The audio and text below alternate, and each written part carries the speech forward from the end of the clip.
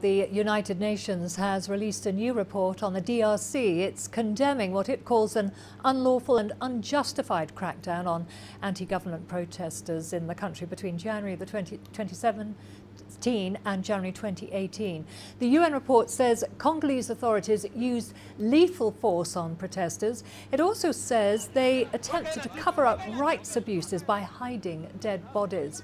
The protests broke out after President Joseph Kabila remained in power beyond his constitutional mandate.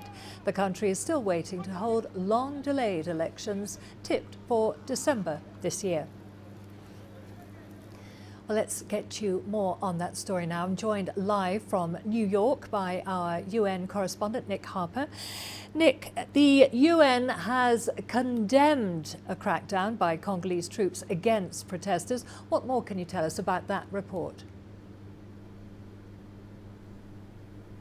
Well, Karen, some staggering details in this report, all put together by the UN's Human Rights Office, specifically looking at the use of force by Congolese security forces at many of those protests that we saw during the course of last year, often organised by church organisations out on the streets protesting against Kabila, the fact that he didn't step down at the end of his term in December 2016. Now, this report details at least 47 people that were killed by security forces, and of those 47 people, there were women and children included as well.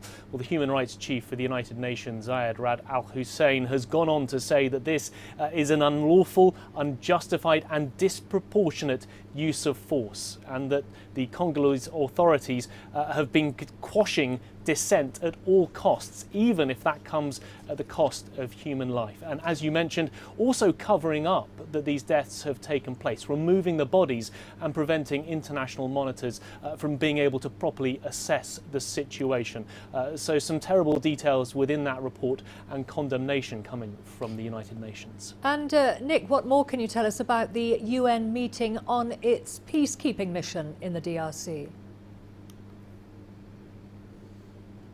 Well, that's wrapped up just a short while ago. It was a meeting that took place particularly looking at the humanitarian situation in the country. We heard from the humanitarian chief, Mark Lowcock. He's just returned from the DRC. He started the briefing by showing some images, some photos of some very young children with distended bellies, talking about the acute malnutrition that many people were facing, in particular the 4.5 million people who have been displaced by the fighting, talking about the conditions in many of those displacement camps that he said were often unsanitary.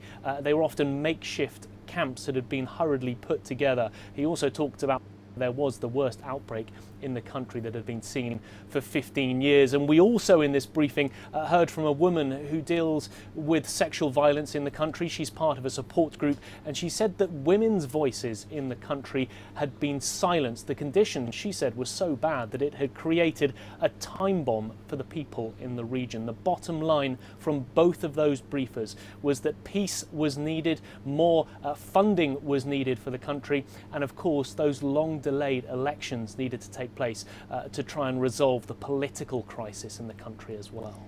And at the same time, Nick, there are growing concerns among UN agencies about the DRC's refugee crisis. What more needs to be done to help people affected by the violence there?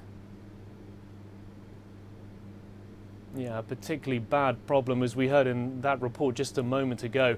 We've seen the United Nations Refugee Agency trying to step up efforts. They say that during the course of last weekend, they saw about 4,000 people leaving the DRC, entering into neighbouring Uganda. And during the first 2.5 months of this year, so since the beginning of 2018, they've seen 57,000 people cross. Now that already exceeds the total number they saw last year, that was somewhere in the region of about 44,000. They're simply saying that peace needs to come, in particular to the eastern part of DRC. That's where many people are fleeing from, crossing the the border, crossing the lake that borders the two countries as well. And they're saying that the funding really needs to be stepped up.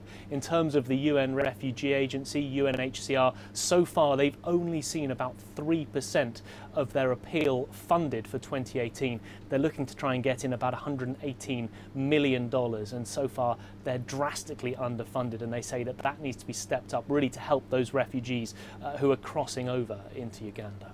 OK, thank you for that update on the DRC. That was our New York UN correspondent Nick Harper there.